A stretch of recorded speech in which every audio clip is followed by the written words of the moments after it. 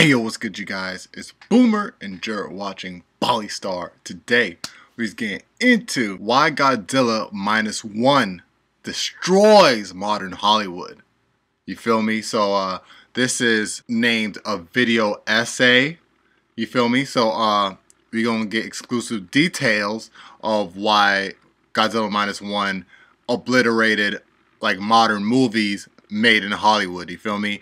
I thought Godzilla Minus One was made in Hollywood. I just thought they traveled overseas to go film it, but apparently not. So let's see what it is. Let's get straight on into it. Let's go.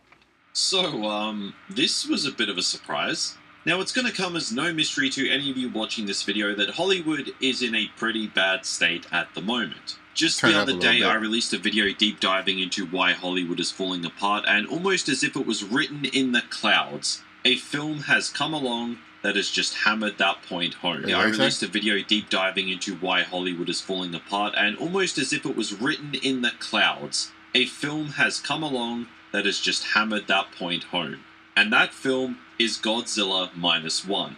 A film that essentially shows Hollywood up in every single way. It was really critically acclaimed. Of the story, a lot of people liked the characters, the themes, Godzilla himself, and the minuscule budget that still manages to outshine the $200+ million Hollywood blockbusters. This is a film that is honestly just embarrassing for Hollywood, and a lot of people are talking about it. This film has completely outshined... Now, correct me if I'm wrong, but I think Godzilla was originally made by the Japanese and stuff. Like the first Godzilla movies were made by the Japanese. It just became popular. But it doesn't disprove the fact that not only, but the Japanese can basically make the best Godzilla movies, because it's like, yo, that's what, they were most known for in cinema. They were made for they were acclaimed for a lot of media, anime, kaiju, all of that. So of course Godzilla, which is like one of their main big franchises of the country, like of course they would excel in making movies in what they were born into media.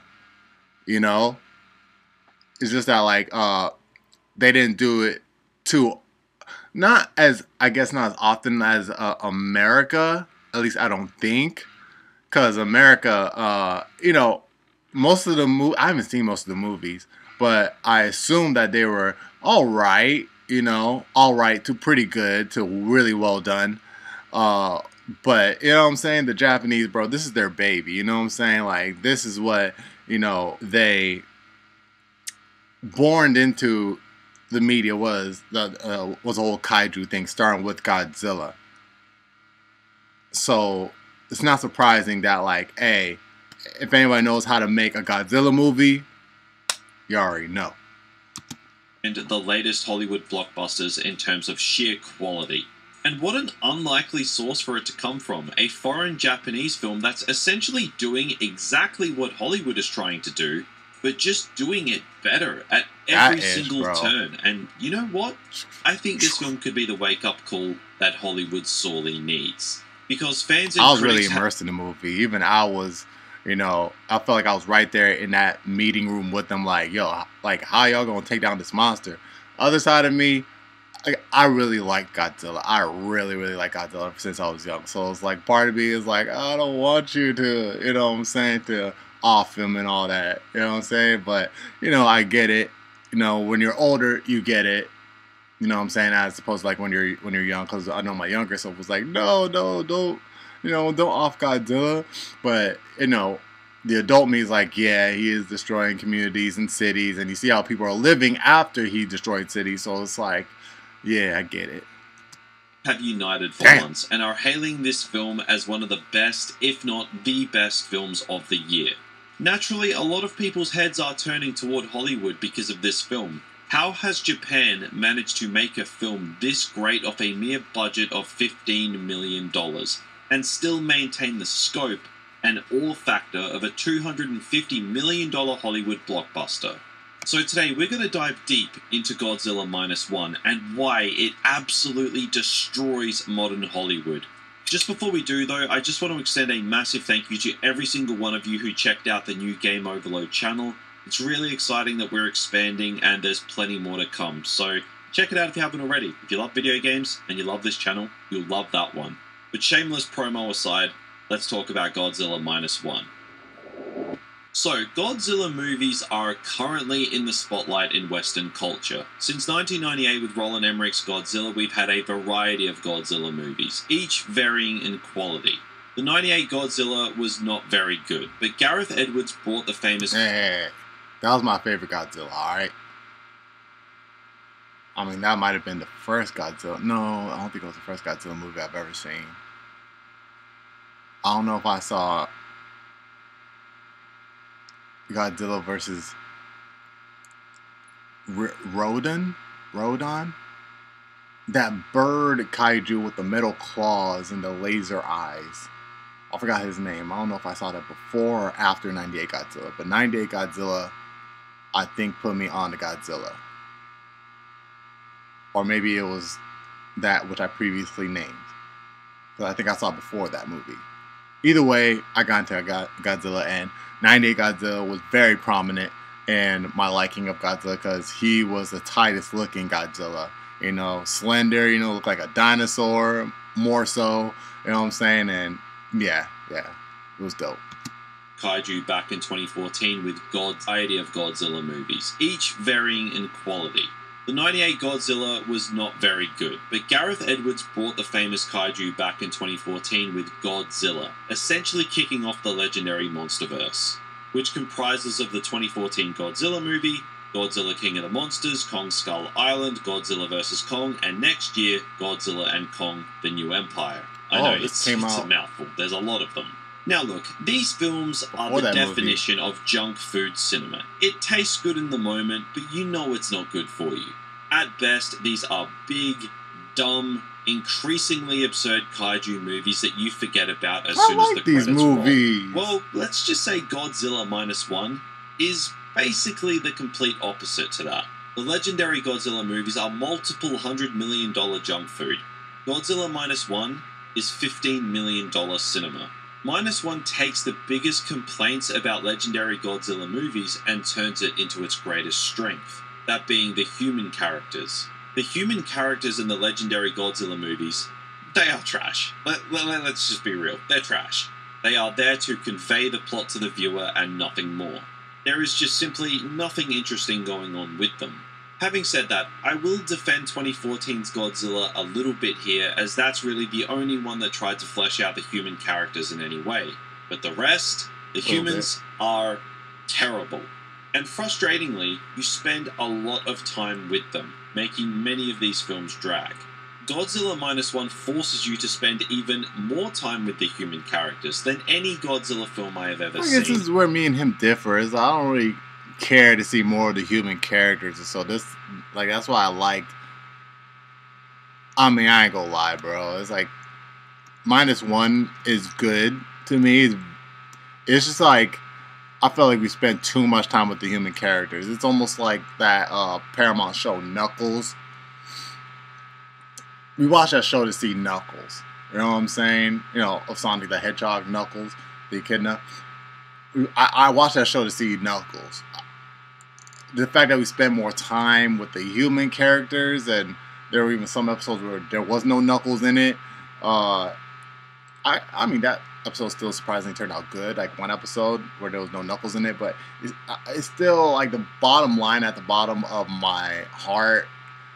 I still wanted to see Knuckles. You know, in the bottom of my soul, I still wanted to see him. You know, and I felt like this movie was the same way. It was like, okay, yeah, we see how this affects the humans and their communities, and we see their daily lives and stuff. But it's like, I just want to see more of Godzilla, you know. And I guess that's where me and him differ in these type of movies. Granted, it doesn't defer from the fact that, like, you know, Minus One is still peak cinema. You know what I'm saying? Because of the way it handled the movie. It was just my own opinion. It's just my own opinion, honestly. It doesn't differ from the fact that, like, you know, this was highly acclaimed, and, you know, the cinema of it was beyond fantastic. You know, it's just like, it was just me personally. It was like, yeah, but I kind of just want to see more Godzilla. I guess that's why I just like Godzilla, King of the Monsters, Godzilla vs. Kong more, and, you know, but that's just me. That's just me. And I loved every single second of it. I didn't expect to go to a Godzilla movie and care more about the human characters than Godzilla himself. And I'll get into why that is specifically in part 2 of the video, where we dive a bit deeper into the film itself. Yeah. But the use of Godzilla in -1 was honestly just perfect. They don't overuse him, and if Jaws taught us anything, it's that the big monster doesn't need to be on screen for the entire runtime for it to be effective. In fact, it's actually quite the opposite. 2014's Godzilla used Godzilla quite effectively. He wasn't on screen a whole lot, and it kind of worked, because they at least tried to make the human characters interesting. But the more recent Godzilla films just haven't even tried, and just throw Godzilla on screen because the writers don't have the talent to actually create human characters that are interesting. -1 makes a major deal out of the presence of Godzilla, so when he's actually in the movie, he is used to full effect. The reason -1 is able to pull this off and not have the film be a total snooze fest is because the human characters are actually the strongest part of the film, which is something that Hollywood's interpretation could never even dream of. But one of the most annoying things about legendary Godzilla movies is that they always turn Godzilla into an anti-hero, a necessary evil to fend off threats worse than him. Like, from a human perspective, Godzilla, he's a dick, but he's our dick. I could have worded that better, but I'm not going to. -1 just does away with that anti-hero crap completely and takes Godzilla back to his roots, a straight-up force of evil. Godzilla was created in the first place as a representation of the destruction released on Japan at the end of World War II. He's been depicted as many things throughout his time in cinema, but Godzilla is mainly a force of evil, a force of nature, and Hollywood has completely left that behind. And they've made him into this anti-hero, and probably a hero now in the new film, so they can MCU the hell out of the Godzilla universe. I mean, in the new film, since, you know, this came out before the new film, in the new film, he's still in between hero and anti-hero, so I don't know what you would call that. Now, is this entertaining? Maybe. Is it stupid given the origins of the character? Definitely. Like, just compare any Godzilla scene in -1 to this shot in the new Godzilla and Kong trailer, and the problem is laid out for you. One looks like a superhero movie with a big lizard, the other is something so much more. It's kind of just a perfect example of Hollywood today. The blockbusters lack substance. Everything is about a connected universe. Poor writing, bland and uninteresting characters are the in. And the portrayal of Godzilla alone, when you compare Hollywood's interpretation to Japan's, is more than enough to signify how dumbed down Hollywood blockbusters have become. And I love that -1 highlights that.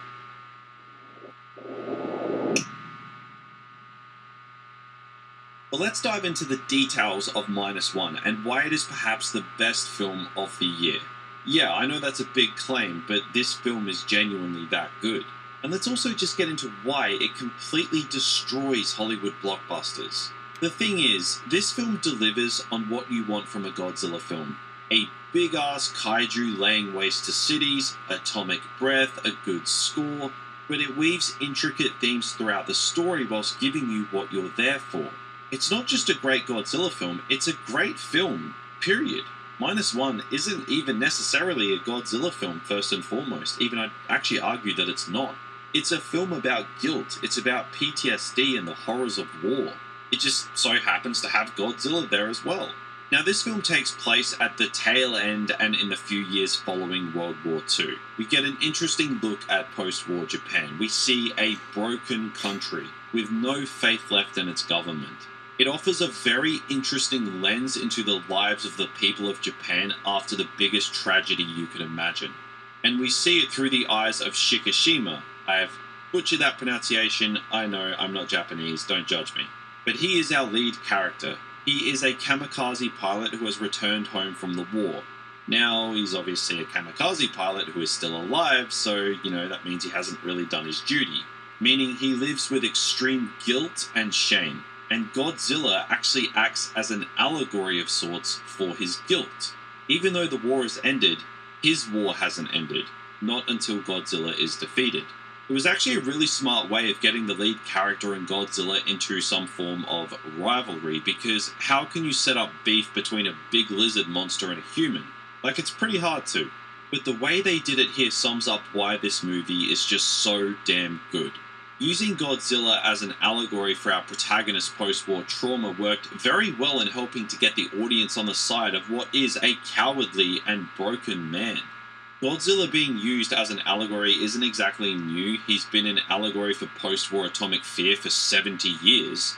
But the way they tie it into our lead character here is something fresh that works on all fronts. Like, we spend 95% of the movie with our protagonist, and not once was it ever a slog, because the character is so rich and there were so many layers to peel back as the viewer. You simply barely ever get this in Hollywood blockbusters anymore, and you sure as hell don't get it in Hollywood's Godzilla movies. Anyway, let's talk about this version of Godzilla. Godzilla in -1 is this unstoppable force that can't be reasoned with. He seemingly can't even be killed and must be stopped. And setting this film just after World War II within a broken and slowly rebuilding Japan was a masterstroke of a decision. We spend a lot of time with the human characters post-war as they try to put their lives back together whilst dealing with the trauma they've gone through. And right as it seems like they're starting to build a new life, Godzilla comes into the fray and the human characters are forced to confront the fact that they've survived one war and now they have to face another one. But this time, they have no help. This is the only Godzilla film I have ever seen where I was actually hoping the humans won. And when I came to that realization, I knew this film was something truly special. A Godzilla film where you want the humans to win and Godzilla to die? Like, I feel like I'm taking crazy pills, but I'm not. I'm just watching a Godzilla movie that Hollywood couldn't even dare to dream of. The use of Godzilla in this film in terms of screen time is also extremely smart. He only shows up a handful of times, but each time he shows up, it's memorable. It's terrifying. We spend 10 to 20 minutes with the human characters as they deal with their post-war trauma, and then we get the action sequence relief with Godzilla. And every single time, it sends the characters down a further spiral. I'd argue the best scene of the film doesn't actually even have Godzilla in it. It's when our lead character has a complete mental breakdown and is convinced that he died in the war and the present isn't real. It's a dream, it's a nightmare. It's one of the most effective scenes I've seen in a film in a long time, and you are not human if it doesn't affect you. It's that good. Like, the more I think about -1, the more I appreciate it. The more I reflect on it, the more I discover that I just didn't notice whilst watching it. It's one of those films that has you thinking long after the credits roll. My previous top film of 2023 is Oppenheimer. Reason being, it keeps you thinking long after the credits roll. Plus, it's just a great film in its own right. Yes. -1 does the exact same thing, and I have never wanted to rewatch a movie recently more than what I have with Godzilla -1. Now, you'll probably notice that I've left certain plot elements and character fates out of my analysis here, and I've done that intentionally because you need to see this movie. -1 is a massive middle finger to Hollywood, and if you're disgruntled with the way Hollywood is handling blockbusters today, then go and see this movie. -1 is a smart, heavy, intelligent, thought-provoking, and entertaining film that I would honestly consider as one of the best films of the year. It is film perfection. Now, one of the biggest talking points to come out of Godzilla -1 is regarding the budget, or lack thereof, because this film was made for $15 million, and that figure truly blows my mind. I actually had to double take when I read what the budget was after I'd seen this movie, because at no point did I ever feel like it was cutting corners. At no point was there CGI where I thought, yep, that looks shit and looks like it's from the latest Marvel movie. I had none of that. So naturally, a lot of people are wondering, if -1 can pull this off with a $15 million budget and maintain the scale, scope, and visual fidelity of a $200 million movie, then seriously, what are Hollywood doing with all this money that they are funneling into their films? For example, Indiana Jones 5 this year was around $295 million. Minus One's budget was $15 million, yet out of these two movies, which one did I think was smaller in scope, and had poor visuals, and just looked like a poorly rendered video game cutscene? Yeah, you probably guessed it, Indiana Jones 5, with a nearly $300 million budget. Or even the latest Marvel movie, The Marvels. It had around a $274 million budget and was absolutely slaughtered for its bad visuals. My question is, how can Minus One pull this off with a budget that is a mere fraction of what Hollywood is injecting into their blockbusters? Now, I know a lot of people are going to say budget doesn't matter when you're making a film. Some of the best films were made off literally nothing. Well, it's like he said, it's like they made limited use of Godzilla, so which I'm pretty sure most of their budget went towards using Godzilla, which they made good use of the timing of him, you know?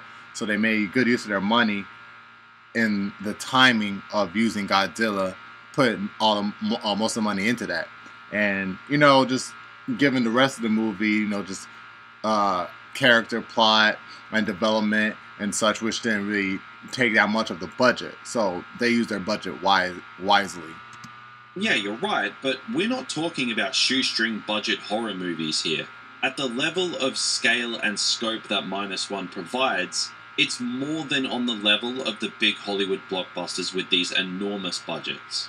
And if you have seen the film, you'd know that. There is a reason the budget is such a massive talking point with this film. Because if Toho can make a film like this off a budget of $15 million, why can't Disney do anything even close with a budget of nearly $300 million? In my last video where I went into why Hollywood is falling apart, I discussed the problem with current blockbuster budgets in Hollywood, and that for some reason studios seem to think that the more money you spend on a movie equals earning more money. Minus One has literally gone and embarrassed Hollywood. Like, if I was a major executive within Hollywood, I would be tucking my tail between my legs and running. How they are greenlighting films with budgets so big that look like dog shit when films like Minus One exists, it's just beyond me. There is a scene in Godzilla Minus One where Godzilla destroys an entire city. He tears buildings apart, he throws trains around, and then for the cherry on top, he uses his atomic breath, which was one of the most visually stunning and jaw-dropping moments I've seen in a blockbuster in years. That for sure. And having seen many Hollywood films and become accustomed to their budget, if I were to guess, I would have said that set piece alone would have cost over double the film's budget, and this was a mere 10-minute sequence of the film. This doesn't even take into account the opening Godzilla sequence, or the multiple scenes where Godzilla is attacking boats in the ocean, or the climax of the film, which has the most action out of any of the set pieces. This film's budget, honestly, is staggering, and Hollywood need to have a long, good, hard look at how this film was made. Because not only does it look better than 99.9% of Hollywood's bloated budget blockbusters, say that 10 times fast, but it was made for hundreds of millions of dollars less. Now, the reason this is such a problem for Hollywood and why it's just so embarrassing is because blockbusters these days flop consistently. Sure, 5 years ago you could have said that, yeah, this film cost $200 million to make, but it made $1.5 billion back. But realistically, how often is that happening anymore? There's like one or maybe two films a year that break the billion-dollar barrier these days. Most of these major blockbusters fail, and they fail on paper because they're trying to make back their stupidly inflated budgets plus the marketing that goes into it. And they simply just can't do it. If they were making films with budgets like Minus One, the amount of money these blockbusters would make would be sickening. You just do not need to spend $200 million to deliver a blockbuster experience. Godzilla Minus One is evidence of that. Instead, you need talented filmmakers with talented writers, you need talented VFX artists, and you need to stop this content factory formula that so many major Hollywood franchises go for nowadays. It seems the high budgets in Hollywood are a reflection of an over-reliance on CGI, making everything a problem for later. Like, remember when that clip went around over the unnecessary CGI in Marvel films? That is part of the problem. I would love to see the MCU try and make a $15 million movie, because they'd actually have to get creative for once. The story and the characters would need to be able to carry the film, which is something they simply can't do anymore. I think we're all sick of the over-bloated CGI-infused vomit that Hollywood keeps spitting out, so I'd love to see a change made. And given how embarrassing Godzilla Minus One is for Hollywood, and how much noise it's starting to create, I really hope this film is one that inspires change and finally wakes Hollywood up. So, if there is anything you should take away from this video, it's go see Godzilla Minus One if you haven't already. It's a smart, intricate, well-written, well-told story with likable and sympathetic characters that offers a peek through the lens of post-war Japan. And of course, it more than delivers on the Godzilla goodness that you come to expect. This may well be right on par with Oppenheimer as my #1 film of 2023. If you have the means, go see it. It's worth it, and the better this film does, the more likely Hollywood wakes up and makes change. Oh, best believe they studying it, brother. They're using this like film in a football locker room. Alright, you guys, so that was an immensely immaculate video by Movie Overload, Why Godzilla Minus One Destroys Modern Hollywood, bro.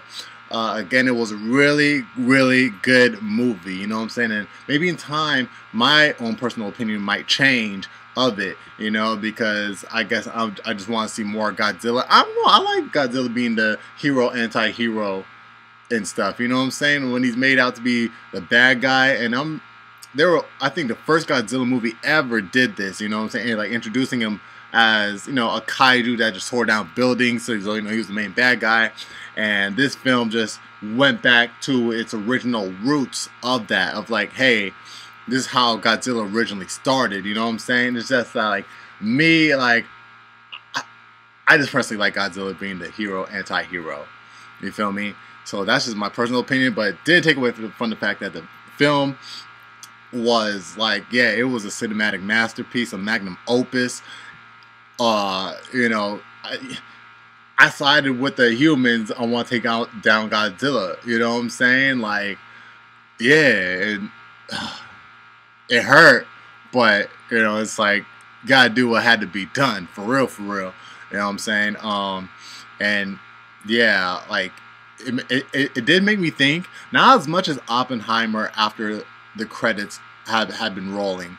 You know, Oppenheimer really had me thinking about like what the heck, and you know what could occur, and you know just everything that had led up to that point or so. Godzilla, I don't want to say it only did a fraction of that, but you know, did less than half of that. You know, it was just like, man, because I was mostly thinking like, dang, he's gone for real, up until I saw the end, and he was like, oh no, he's coming back. So it's like that dwindled, you know, my thinking about everything after the movie that much more. But y'all let me know your thoughts about it down in the comment section down below. You already know it's Boomer. You're watching Bali Star. Make sure to leave a like, support the video if you enjoyed, subscribe if you're new, so that we join up with the Bomb Squad. I'm gonna catch y'all in the next one. 100.